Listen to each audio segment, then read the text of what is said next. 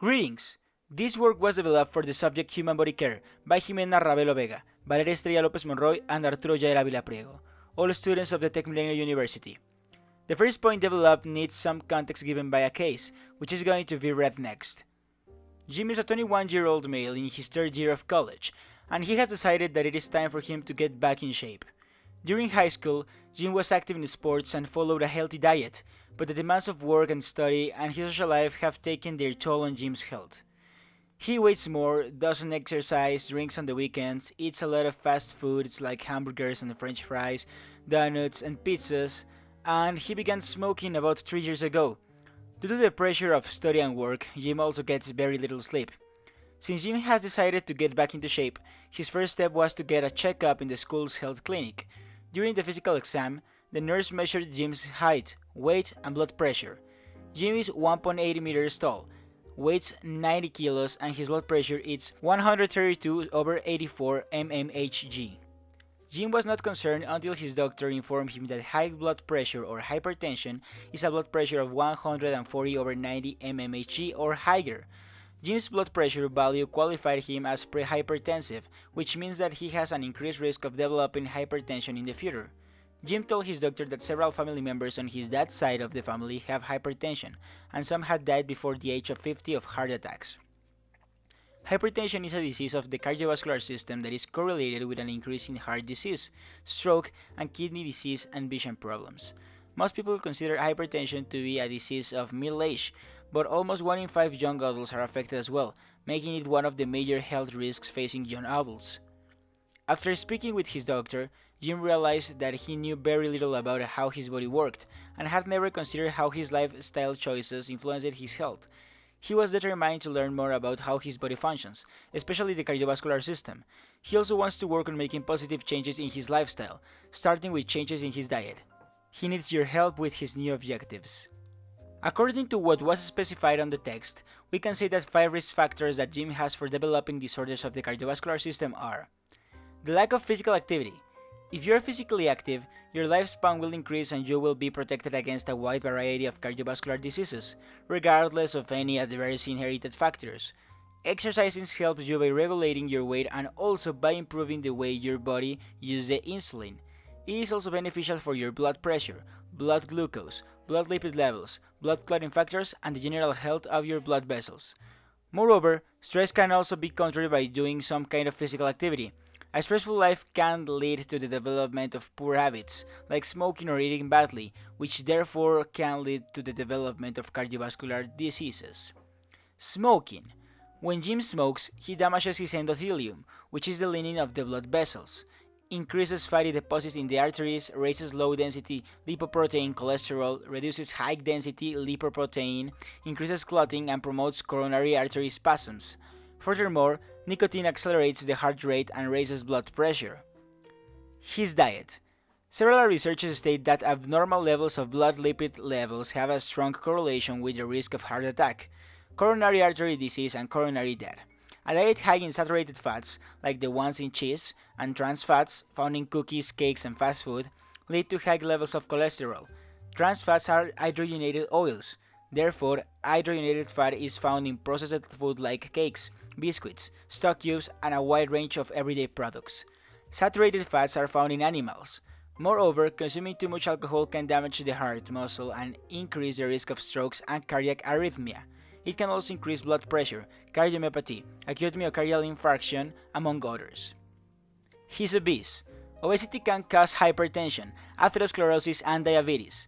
Just as Jim's doctor did, you can tell if you are obese by measuring the size of your waist, the radius of your waist to your hips, and the relation between your height and weight, which results in your body mass index or BMI. Although it is not a perfect way of checking your cardiovascular health, if your BMI increases, so do your risk of developing heart diseases and strokes. Finally, the last risk factor is that he has a family history of hypertension. If both parents have suffered from heart disease before reaching 55 years old, you have a 50% more risk of developing heart disease compared to the general population. Moreover, several studies have shown that there's a genetic component for both abnormal blood lipids and hypertension. factors related to the development of a cardiovascular disease. Regarding a stroke, it's believed that inherited hypertension is a key factor in the familiar link to ischemic strokes. Cardiac cycle is one heartbeat. This happens when the two atria and the two ventricles contract, while all of the chambers relax. Blood pressure is the pressure exerted by the blood that is pumped into the arteries. The heart pumps blood through the blood vessels. By doing this action, oxygen and nutrients are delivered. Capillary exchange. Exchange of materials between interstitial fluid and the blood is based in two forces that control the movement. The first force is called osmotic pressure, that pulls water from the tissues to the capillary. The second force is blood pressure, that is in charge of moving water from blood to tissue fluid. Components of the blood. Plasma. Plasma is in charge of maintaining the volume of the blood. Red blood cells. Hemoglobin is in the red blood cells and helps to transport oxygen. White blood cells. These cells fight infection, helps the body to resist disease. Platelets are involved in blood coagulation. The respiratory system is divided in conductive zone and respiratory zone. Conductive zone has interconnecting tubes that filter, moisten, and warm the air to conduct it to lungs. Then the respiratory zone has tissues that exchange gas. Respiratory system works with the cardiovascular system to achieve respiration. Respiratory system is in charge of supplying oxygen and eliminating carbon dioxide. Cardiovascular system helps to transport the blood. Ventilation is the inhalation and exhalation of the air that passes through the atmosphere and the lungs. External respiration consists in an exchange of gases between the air in the alveoli and the blood that is located in the pulmonary capillaries. Internal respiration is an exchange of gases too.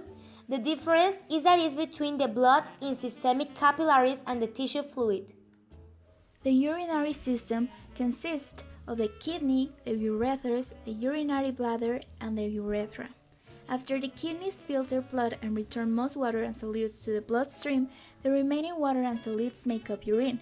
The function of the urinary system is to produce urine and conduct it outside the body. The kidneys produce urine and the other organs of the system store urine and conduct it towards the outside of the body. The kidneys are the main organs of the urinary system. The main function of the kidneys is to produce urine. The ureters are muscular tubes that extend from the kidneys to the bladder. The urinary bladder is a hollow muscular organ that expands as urine enters, and it can hold up to 600 milliliters of urine. On the other hand, the function of the urethra is to expel urine from the bladder to outside of the body.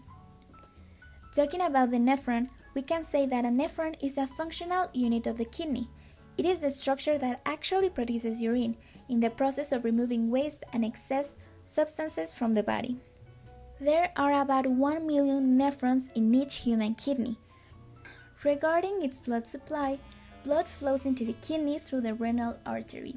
The afferent arterioles enter to the nephron to become glomerular capillarities in the Bowman's capsule, and then the efferent arterioles. The efferent arterioles become the peritubular capillarities that surround the rest of the nephron.